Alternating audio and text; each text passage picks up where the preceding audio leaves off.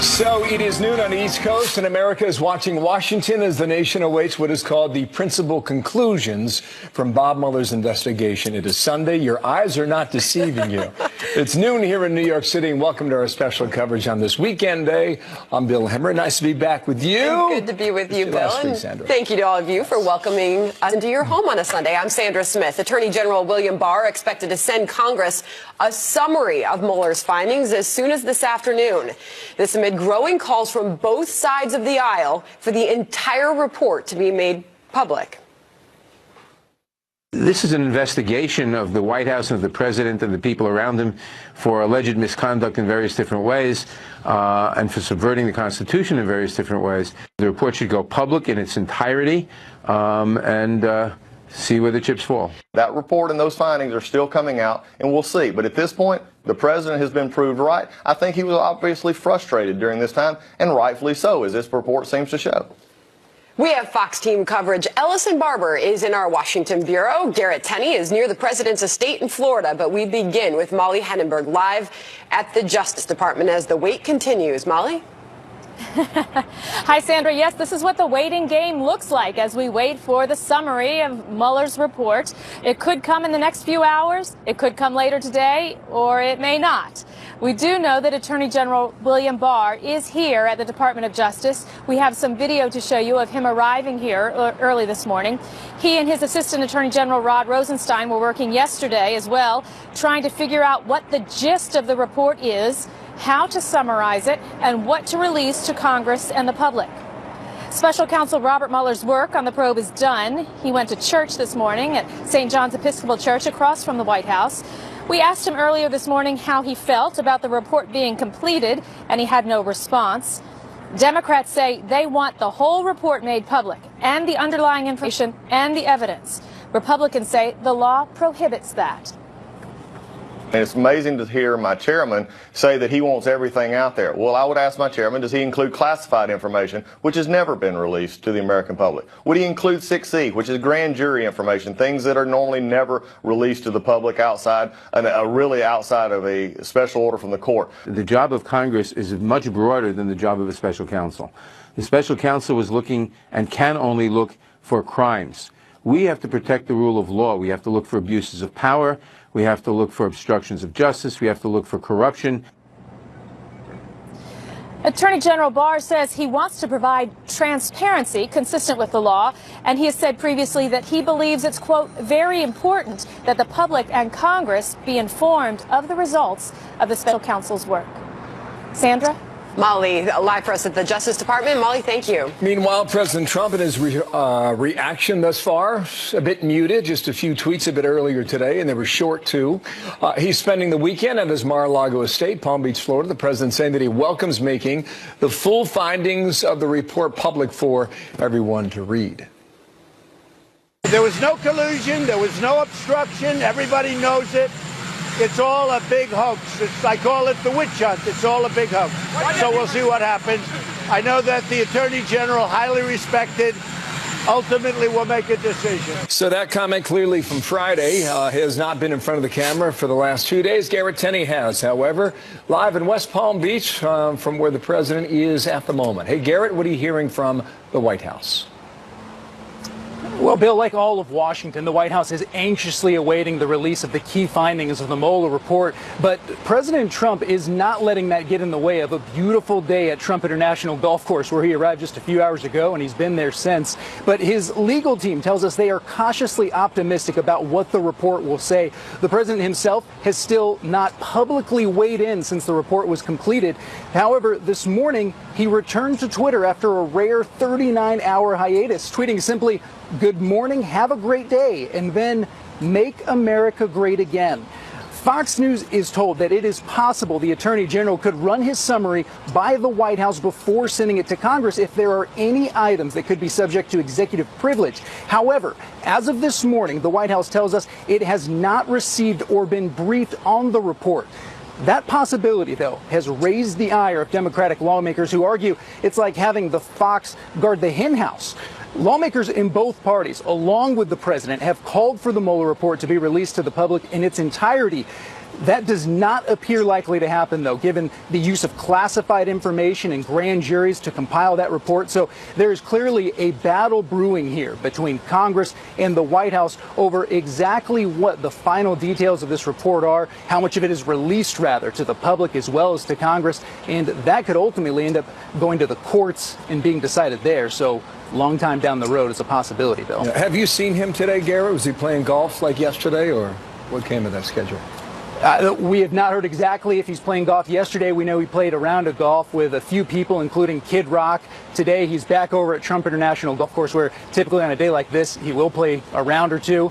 No word if that's definitively what he is doing there right now, though. Thank you, Garrett. Garrett Tenney, West Palm. We'll get back to you when we get to developments. Thank you, sir. Sandra? So the Mueller investigation is over now, and the political battle will shift to Capitol Hill. Both sides gearing up for a fight over the report's findings when they come out. Ellison Barber has more from Washington. Ellison?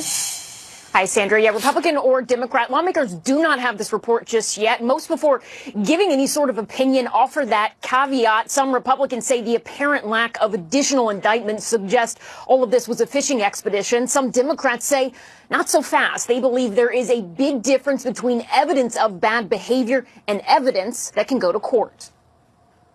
To date, not one bit of evidence to show any type of coordination, collusion, conspiracy between the Trump campaign and Russia to influence the election. There is significant evidence of collusion, and we've set that out time and time again, from the secret meetings in Trump Tower to the conversations between Flynn, the Russian ambassador. Not a single person was indicted for colluding with the Russians to influence the 2016 election. There's a difference between compelling evidence of collusion and whether the special counsel concludes that he can prove beyond a reasonable doubt the criminal charge of conspiracy. House Judiciary Chairman Jerry Nadler told Fox News Sunday because DOJ has a policy not to indict a sitting president, it's all the more important for Congress to get the report as well as the underlying evidence. Listen here. They can't hold him accountable, and the only institution that can hold a president accountable is Congress, and Congress therefore needs the evidence and the information. In a conference call yesterday, House Speaker Nancy Pelosi told members she will reject any classified briefings related to this report. According to a person on the call, the speaker, as well as other top Democrats, emphasized the need for transparency. They want Americans to see the report. They say that Americans have a right to see it. Sandra? All right, Ellison, thank you. We will take you through the moments as we get them. I want to bring in right now Arizona Republican Congressman Andy Biggs. He's back home, a member of the House Judiciary Committee. And, sir, thank you for your time. I don't know what you're hearing out there in Arizona, but let's start there. What is your sense about where we are at the moment? Well, we're all anxiously waiting for the top line from Mr. Barr. But I think most people that I'm talking to out here, just on the ground, constituents, they're of the opinion that there must not be anything there because nobody's getting indicted. And so the collusion issue is, in many respects, kind of a dead issue to many people, even though, the reality is we have to see what's in the report. Okay, how will you be briefed? I talked to John Ratcliffe a bit earlier today, on the Judiciary Committee, colleague of yours. He says 2 on the Senate side, Graham and Feinstein, 2 on the House side, Nadler and Collins. But do you expect to see this before or at the same time as they do? I don't think they're going to give the rest of the Judiciary Committee that kind of opportunity, unfortunately. I think we're going to get the top lines probably with everybody else. My office requested as early as Friday the actual report itself and the top lines from Nadler and from Mr. Barr's office, and we've not received any real response. Okay. Do you have a sense then what Barr is doing at the moment with Rosenstein? We know they had been They were on the lookout for this report. They knew that Mueller was near the concluding point, but depending on pages and testimony and what he puts out in his summary, what is that process like at the moment? Well, I believe what they're doing is they're going through the whole document. They've got to highlight certain items. They have to be careful if there's something that's classified or from the grand jury. And I think they're just going to give us a summary, and it wouldn't surprise me if that's a 10 to 20 page summary. I'd be surprised if it was much longer than that, but it's going to focus on the big issues. It's going to talk about collusion. And don't forget, Bill, we haven't never even seen an unredacted scope letter. So I'm hoping that we start seeing stuff like that come out, even as part of the summary where they talk about, they should be telling us what Mr. Mueller's objectives was and how he was supposed to be guided by that. And so I'd expect that to come out. What would that mean then, or what would that tell us if he had that? Well, if we had it, we'd understand if he stayed within his scope, and that's important because so many of us believe that he left the scope, but it'd also tell us how active the management oversight was by Rod Rosenstein. And I think that's something that a lot of us have been curious about as well, because it would go to the validity of the investigation itself. And I think that's going to be, I mean, the Democrats have put all their eggs in this one basket, so they're basically already saying, well, you know, it looks like the report zigged and we thought it would zag, so we're going to keep doing our own investigation. Why? Because they've overpromised, and that means that they're questioning effectively the credibility of this report. They've already said that the administration is going to be kind of blocking some information, and I'm not sure that that's necessarily true. I think the bottom line is all of us want to have as much transparency as possible. 420 of us voted for that in the House, and I think we need to get to the bottom of this and give us as much information as possible and give us the full report. I don't know what happens when you get to the documents and supporting documents. What do you make of what senior administration officials put out late on Friday evening about no collusion or no indictments? That tells you what? I think that they're onto something. I think the fact that there are no indictments indicates that the evidence wasn't there. And regardless of what my friends on the other side of the aisle say, if there was evidence to support an indictment, and since they promised that there was evidence to support an indictment of Trump Jr. and Kushner and others, that they don't have that, it indicates to me that there was no collusion, no evidence of collusion, because they could have gone ahead just like they did with some of these others. They get the indictments, they try to lever them for additional information. That didn't happen. Tells me that there's no evidence of collusion. You mentioned your colleagues on the other side. Jerry Nadler, Fox News Sunday, said the following about perhaps what could be a next step. If the president cannot be indicted because, as a matter of law, then the only way a president can be held accountable is for Congress to consider it and act if warranted. And Congress can only do that if it has the information.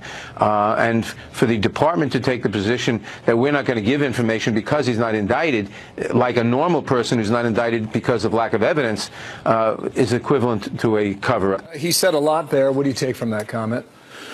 Well, the comment is, I agree with him on one point, and that is that Congress is the only body that can really hold a sitting president accountable, and that's through the impeachment process. But some of the other things that he's talking about, he wants to get into classified information, he wants to get the grand jury information, he wants the Department of Justice and the Mueller investigation, everything that they have, so he can go on a fishing expedition. And that's really where he's been at. He wants to go on a fishing expedition as opposed to saying, look, we believe there was this crime committed here, and here's why we think so, and we want evidence adduced regarding that particular crime. That's not what he wants. What he wants is this broad swath of information so he can just decide what works and what doesn't work for his narrative. And that's a real problem. Okay, last comment here. I'm just looking, Jake Gibson, our producer of the Department of Justice here, just sent us in. I'm reading it in real time. Gibson confirms that the Attorney General Bill Barr, Deputy AG Rod Rosenstein are at the DOJ now reviewing that Mueller report. It's still very possible, Jake reports, that we hear from Barr today, likely in the form of a letter to Congress about Special Counsel Mueller's principal conclusions. More as you get it. So based on that, we know nothing more now than we knew about an hour ago, sir, and I'll leave that comment with you to tell us if the report does principal conclusions, if that's released today. It's 10 pages long, as you mentioned. Maybe it's 20 pages. How much will be revealed in his summary?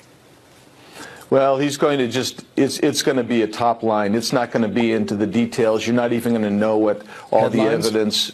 Yeah, it's going to be headlines. That's really it. That's it. Sir, thank you so much for your time. Andy Biggs is the Republican from Arizona. Thank you, sir, on the Judiciary Committee with us today from Phoenix. About 15 past the hour now, 12 noon. Talk to John Radcliffe, just to let our viewers know at the moment. He's a member of the Judiciary Committee. He's well steeped in all this. I'm with Maria this morning. Yeah, and talked about a holding pattern at the moment. His speculation out there is just that. It's speculation.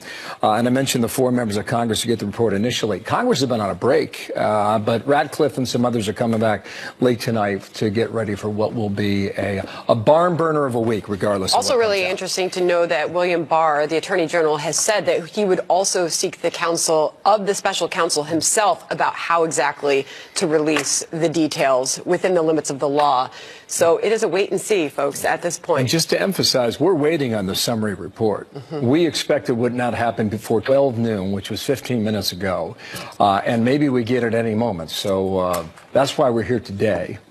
And when it happens, you'll get it first. Because it is Sunday. Right on. All right, happy to be here for everybody. Meanwhile, Democratic lawmakers holding a caucus-wide conference call yesterday after the release of the Mueller report.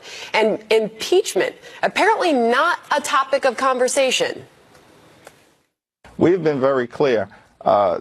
Democrats didn't run on impeachment. We didn't win the House of Representatives back on impeachment. We are not focused on impeachment. Actually, we're focused on executing our For the People agenda.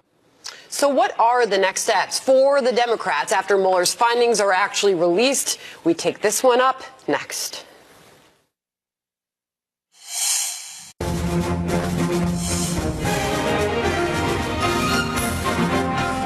We have an independent obligation to share the facts with the American people. We in the Intelligence Committee have a particular obligation to determine whether there is evidence that the president may be compromised in any way, whether that is criminal or not. House Intelligence Committee Chairman Adam Schiff suggesting the Mueller report may not be the final word. Schiff saying he may call on Attorney General William Barr and Special Counsel Robert Mueller to testify before Congress if necessary. Let's bring in Democratic Congressman Joe Cunningham from South Carolina. He's a member of the Blue Dog Democrats. Congressman, good morning. Thank you for joining us on this Sunday afternoon as the wait and see continues here. Are you prepared, along with your colleagues, to accept the findings of this report? Hey, good afternoon, Sandra. First and foremost, let me say congratulations to you and your LSU Tigers on yesterday's victory. As it relates to, we're just like every other American, we're just waiting to see what the report says. And I think that's what Democrats and Republicans are waiting for the report to come out and see what it says. And we have no reason to, to doubt the authenticity or veracity of the report. And so, So like when you others, say we're just wait and see waiting. what it says, is there something that it could say that would cause you and your colleagues not to accept the findings of this report? No, I can't say that. I don't have any reason to doubt the contents of the report, and I can't really speculate as to what's going to be in it right now. And we're focused on they're up there in Congress. We can walk and chew gum at the same time. So I think the American people expect for Congress to continue to do its job and not just sit around our hands and wait for this report to come out. We know that the Attorney General, William Barr, and the Deputy Attorney General, Rod Rosenstein, are right now at the DOJ. They continue to review this. There's obviously limitations when it comes to the law as to how much of this report William Barr can actually make public. Obviously, there are bipartisan calls to make this as public as possible. What are you prepared to call for once we get the report? And obviously classified information, any information related to grand jury, is going to be restricted. So where does your party go with further calls on information that is inside of this report, and what do you plan to do with it? Yeah, I can't speak to what other members of my party would say as far as their calls. But I'm for full transparency while respecting the rule of law. As an attorney, I understand and respect the privacy of grand jury testimony. However, this has been going on for months, and it's captivated the audience of Americans for months. And the taxpayers have spent somewhere around $30 million on it. And so I think Democrats, Republicans, and even the president has stated that he wants the report released publicly. And so I think that's where generally everyone else stands. Meanwhile, Congressman Doug Collins talking about this being a win for the president. Listen to this. At the end of the day, if this report comes back, as it seems to be coming back, that there was no collusion on the president or the part of the campaign, then that is the part that we need to take and move from here. Why people lie, Chris, that's a discussion for them and their lawyers and why they chose to do that. So 2 years later, $25 million spent. There's no evidence of collusion, no one indicted for collusion. Is this a win for the president? Listen, I think first and foremost, I'm not cheering against the president. I think there are a lot of Democrats are not cheering against the president. You know, first and foremost, we're all Americans before we're Democrats and Republicans. So, you know, we should be cheering for America. And, you know, it'd be great if that were the case. But I think we're going to have to wait and figure out, you know, what the report says and hear the facts. But, you know, you're not hearing that from all members of your party, though. Obviously, Jerry Nadler talking about further investigations of this president. Would you support that? Yeah. Well, I think the majority of the Democrats that put the Democratic Party in the majority did not run on impeaching President Trump. You know, they ran on kitchen table issues, like here in the 1st Congressional District of South Carolina. The people in Monk's Corner, Goose Creek here, they're worried about our crumbling infrastructure. And the people on Isle Palms down to Hilton Head, they're worried about the threat of offshore drilling. So while some people in my party may beat that drum of impeachment, I'm not going to be one of those people. And we're going to work on focusing on the problems of the American people. And, you know, there's nothing we can do to expedite the contents of this report into coming out. And so speculating as to the contents and what is in it, I think our energy can better be spent elsewhere. Obviously, the political battle will heat up the second that we get some of the findings of this report and what Democrats and Republicans plan to do in response. We'll see what that battle looks like. But meanwhile, there's still questions over the constitutionality of further investigations. Jonathan Turley says, let's give credit where credit is due. He said this on CBS Saturday morning. You cannot collude alone. And so if there is collusion here, one would expect that other people would be charged. The policy is you can't charge a sitting president, but that doesn't apply to other people. Let's give the administration its due. If the special counsel found there was no collusion, that is a vindication for the president. So we'll see where things go. We're in a minute-by-minute, hour-by-hour wait here. And it sounds like you plan to be very fair with the outcome of this report, sir. But going back to Jerry Nadler, warning of possibly unfolding Justice Department cover-up as he awaits this report. So what is your message as we hear calls for further investigations of President Trump as we await this report? What do you want to see happen the moment we learn more? I think American people just need to be patient and not rush to judgment on this. I mean, this is a sitting American president, you know, and people are lauding, you know, serious allegations. I think Attorney General Barr should be, you know, given the benefit of the doubt. In addition to Robert Mueller, you know, we need to give these people the benefit of the doubt and the time and space to complete their report and produce the contents. And let's not just rush to judgment and speculate as to whether or not there's been any wrongdoing, but let's just sit back and wait for the results to be released, which I hope they will be released publicly, as do most Americans. As for now, we're waiting on those principal conclusions. We know they are hunkered down at the Justice Department right now. We hope to get that soon. Congressman Cunningham, I appreciate your time this morning, sir. Thank you.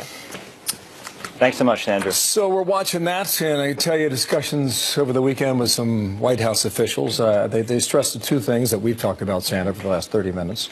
No new indictments they expect, no interference in the Mueller matter with respect to the Mueller operation in the Department of Justice, and text messaging back and forth, the senior official with the White House. They do expect word today, so they're anticipating that, as we are right now, sometime. Could be any moment. Sometime soon, we'll see. Right on, I'm telling you that. As we await the AG to send that highly anticipated summary, Chris Wallace here to react on the latest polling. He has just finished his show in Washington, D.C. And some interesting numbers here, too, Sandra, about voter support for the investigation, whether or not their minds could be changed or not. People need to realize that a year from now we'll be deep into a presidential election, and people need to be aware of what happened. We need to hold people accountable and get to the truth, but we also have to be prepared for the next election. California Democrat there, Mark Desaulniers, cautioning his fellow Democrats to keep their focus on 2020 as the country awaits for the AG William Barr to release a summary of the just finished Mueller report. Fox News polling shows a slim majority of voters approve of the special counsel investigation, although that number has fallen since last year. An overwhelming 80% of voters say the report should be made public. Don't know how much of that wish we will be granted, but Chris Wallace, anchor of Fox News Sunday, was with me now. Sir, nice to have you on today. I figured you guys were having soup at the moment. I know you just finished your show. You had on both sides. Where do you think we are right now, Chris? Where do we stand? Well, I just finished soup with Mrs. Sunday, Lorraine, and I'm sitting watching you guys. In terms of this, obviously, we're waiting. What was interesting is this morning on Fox News Sunday, we interviewed both the chair of the House Judiciary Committee, Jerry Nadler, and the top Republican on the committee, Doug Collins, and they're both at kind of battle stations already, even though we don't know what's going to be in the report. It is clear that the investigation is going to continue by House Democrats regardless of what is in this report. Chairman Nadler was at pains to say that, there's a completely different standard from on the one hand, what Robert Mueller was doing, looking for criminal activity, and what the House's judgment will be, which isn't necessarily criminal activity. It's rule of law, abuse of power, all kinds of other things. Meanwhile, Doug Collins, the Republican ranking member, says this is all the Democrats have. They don't have a plan to govern the country, so they're going to do everything they can to carve up the president between now and November of 2020. Back to this poll, I want to share this with our viewers as well. Is there a chance the Mueller report could change your mind about President Trump? Look at this number. Small or none, 70%. So a lot of this is baked in at the moment, depending on what sort of headlines come from this. And I think, Chris, just in a political sense, and I was watching your interviews earlier today with Nadler and Collins, 22 months, a minimum of $25 million spent. I think that number was put out last fall around September, October. So the number in all likelihood is much higher than $25 million. If this exonerates the White House, if this exonerates the president, his campaign in some way, he now has an issue that he can turn around and campaign on going into 2020. They found nothing he can say. It was a witch hunt after all. How does that message now sell itself? Well, that is certainly the argument that the White House and the Republicans will make. That, I mean, it wasn't really even just 22 months, because you consider that the FBI started this investigation in June or July of 2016. It was close to 3 years. And you can be sure that the president and his supporters are going to say, they came up with nothing. Yes, some people were convicted of crimes that had nothing to do with collusion, had nothing to do with obstruction of justice. I've got the clean bill of health, the good housekeeping seal of approval. On the other hand, I don't think that Democrats are going to give an inch on that. That was what was so interesting to me in my interview with Nadler. I said, look, let's just talk about the issue of collusion, because the president couldn't collude with Russia by himself. So if there was criminal collusion, somebody else would have to have been involved, whether it was Jared Kushner or Donald Trump Jr. or Paul Manafort or somebody else. And given the fact that none of them were indicted for collusion, doesn't that indicate that the president is clear on that issue? He wouldn't give me an inch on that. He said, we have to wait and see. He feels that there is already evidence of collusion in the Trump Tower meeting, the various activities by Michael Flynn, Paul Manafort, other people. So, I actually think the poll was very instructive, that the vast majority of people, and I guess the vast majority of the representatives in Congress, are not going to be swayed by whatever the report finds or doesn't find. As far as the Democrats are concerned, they're going to full speed ahead on investigations. As far as Republicans are concerned, full speed ahead and rallying around the president and defending him. Yeah. As you await that report, we await it as well here in New York, Chris. One last question. Do you have a handle yet, do you believe, on how much of this report is made public? My sense is Democrats will argue to the very end that everything needs to be made public, and Republicans will say, well, hang on, there could be classified information here, there could be grand jury testimony, you could indict someone publicly who should not be considered in that category. Where do you think that argument goes, Chris? I think it's going to be highly polarized. I asked Chairman Nadler about that today, and one of the questions I asked is, should the White House be given a first look even at this summary, not the full report, just the principal conclusions that we might get today, because there might be something in there on it that the president wants to claim executive privilege. He said, absolutely not. There's no executive privilege. Look at the Nixon case. Look at the tapes. No executive privilege if it involves a possible crime. We need to see everything, not only the report, but all of the underlying material, all of the interviews, everything that Robert Mueller came up with in those 22 months. Meanwhile, Republicans, much more restrained. Yes, they want to see the report, but they understand that there are things, just as you pointed out, grand jury testimony, classified information, things like that. And they say, I talked to Doug Collins, and he said, we want to see everything consistent with the statutory requirements. So they have a big carve out there. I was kind of hoping, I think a lot of Americans were hoping that this would settle something one way or the other and that we could get past the investigations. I think, if anything, it may get even more heated because there was, at least before, you could wait for the Mueller report. Now all they can do is argue about what's in it. Yeah. Thank you, Chris. Tell your wife hello as we're watching Bob Mueller going to church earlier today. We'll save some soup for you. I appreciate that. Thank you, Chris. And stand by, too. If we get it, we'll bring you back on. Thanks. And as we await the release of key findings from the Mueller report, Democratic 2020 candidates are hitting the campaign trail. Beto O'Rourke and Kirsten Gillibrand both making their pitches to voters. Jackie Heinrich is live right here in New York City. Hey, Jackie. Hey, Sandra. Senator Gillibrand is set to take the stage here in just a few minutes in her first appearance since announcing her candidacy, and she's kind of taking aim directly at the president by hosting her rally right on the street in front of the Trump International Hotel. She was also one of the first Democratic candidates to weigh in after the announcement came down the Mueller report was finished. She tweeted, "Whatever Mueller's report contains, here's what we already know. Trump has spread hate, clouded truth, sown division, and undermined our democracies." She then urged supporters to join her at this rally in front of the Trump International Hotel. Gillibrand joins a field of 13 other Democratic candidates, counting Pete Buttigieg, who has an exploratory committee. The presidential hopefuls have uniformly called on Attorney General William Barr to release the full Mueller report and not allow the White House any sneak peek. 10 of the 14 candidates are campaigning this weekend. Tulsi Gabbard, Elizabeth Warren, and John Hickenlooper are all in New Hampshire today. Beto O'Rourke is in Nevada. Kamala Harris is in Georgia. Kirsten Gillibrand's right here in New York, and Bernie Sanders visits California. At their events, they've echoed the same message about the Mueller report. The Attorney General Barr should be called to testify under oath before the United States Congress. Absolutely. I cannot even imagine what will happen if he doesn't release this report. That's why I want to make sure that the Mueller report comes out and that we all have a chance to read it. Some of the candidates are upping the ante. Senator Kamala Harris called on William Barr to testify publicly under oath about Mueller report's findings. Harris, Senator Elizabeth Warren, and Senator Cory Booker have all started petitions to pressure the administration to release the report.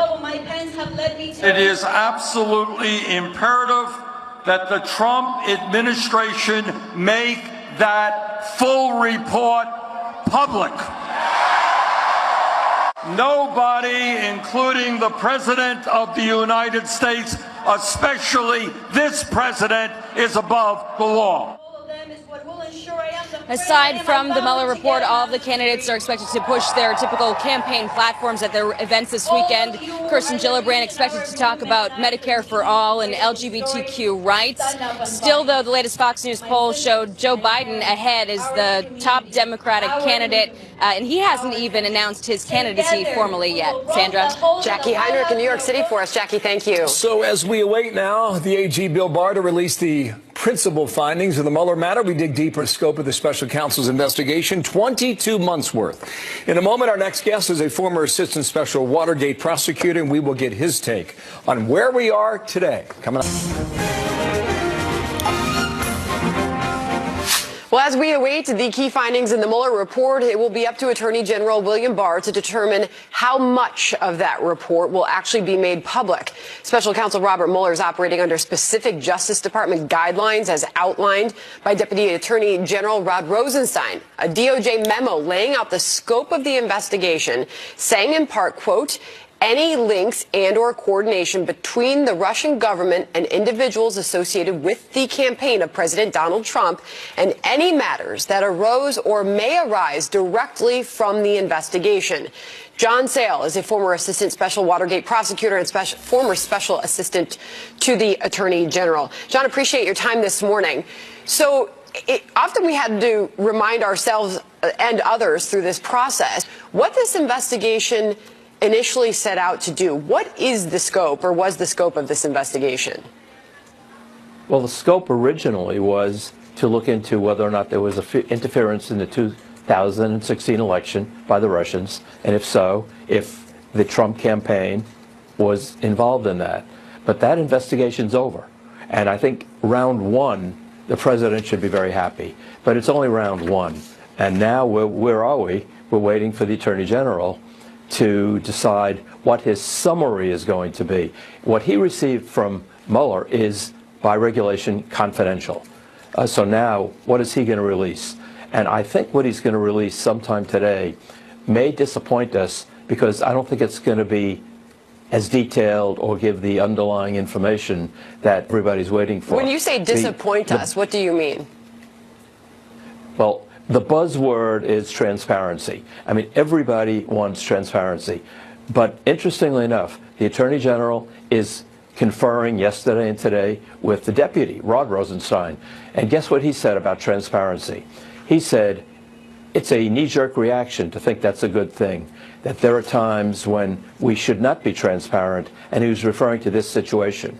So I'll tell you what I think. I watched Attorney General Barr in his confirmation hearing, and I was so impressed that I wrote an article that was published in The Hill, which was called, I'm looking at it, William Barr is the right man for the times. And I'll tell you why. I think he's going to not be influenced by Congress, by demonstrations. I think he's going to follow the law. And I think the law is going to limit some types of information that we'd all like to see. Well, and he has already said that he's also seeking Robert Mueller's counsel on what exactly can be released and made transparent under the constraints of the law. So we'll see. We're in the wait and see. I heard you say this is round one. What's round two? Yeah. Well, round two will be, first of all, what they do in Congress. If Democrats, Republicans all said, we're waiting for the Mueller report, we're waiting for the Mueller report, like that would be gospel. Well, now what they're really saying is, depends upon what the Mueller report says. So they're not necessarily going to accept it. But there's going to be a big battle over the things that Attorney General Barr will not allow released.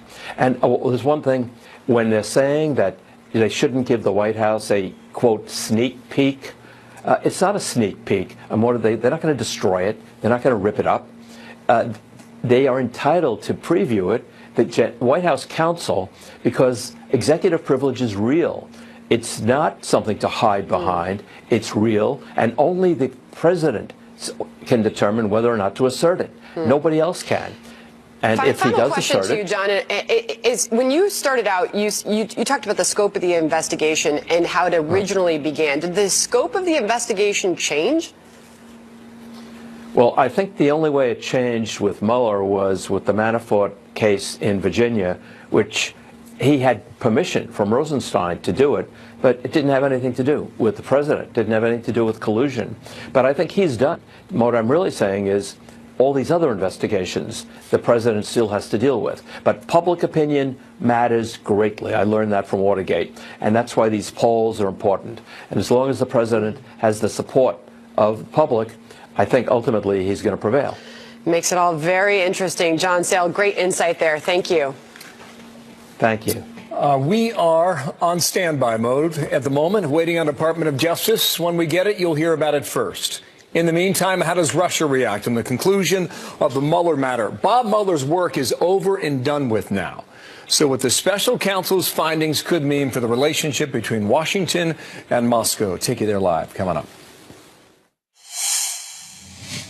The wait continues. The completion of the Mueller report, putting the spotlight back on Moscow and its interference in the election in 2016. Just how far did Russia go? Trey Yingst has more from our Middle East Bureau, tracking that part of the story for us today on this Sunday afternoon. Trey.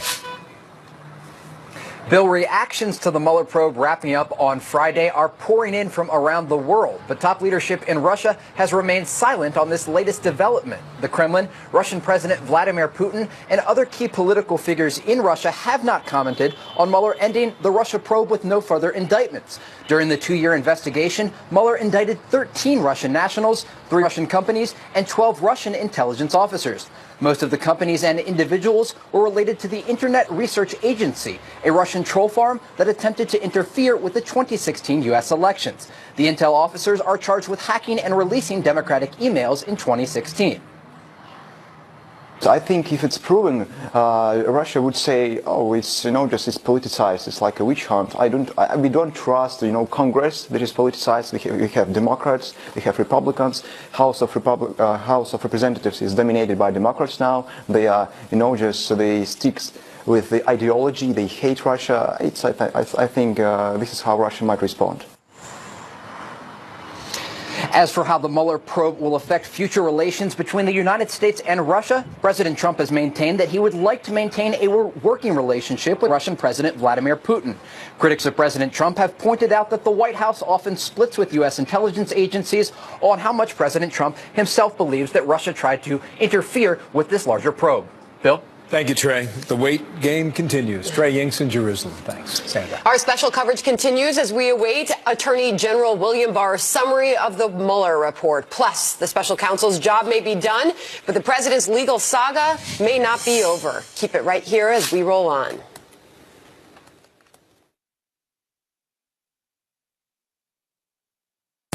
This is